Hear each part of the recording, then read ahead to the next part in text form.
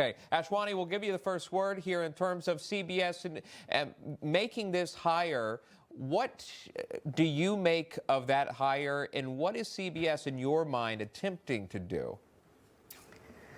Well, I think they're claiming to review bias, but to be honest, this is not about accountability or bias. It's about control.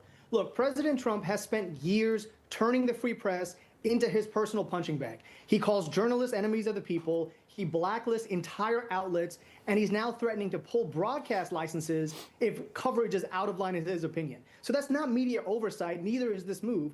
That's government intimidation, and it looks like communist state-run propaganda. A free press exists to check politicians and not serve them, and that's what this move is all about.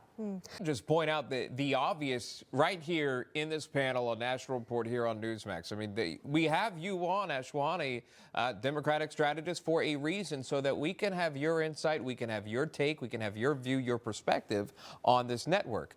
John, you know where John stands. John wears it on his sleeve, but we have both. And for me, at least, being in part of media, I see that as a good thing. If there is someone from the other perspective, because you don't see that often, stepping out, it doesn't mean he's going to completely take over the place, but at least it adds a different perspective, Ashwani. And I do appreciate the fact that you do bring someone like me on to provide that balance.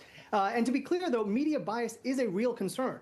But let's talk about what real media bias is when it comes to these other networks. When you look at over 20 Fox News staffers went straight into the Trump administration, that's not challenging power, that's cozying up to it. If Republicans were really serious about media bias, they would welcome independent scrutiny across every outlet, not just the ones they do not like. This is not about balance, it's about silencing dissent.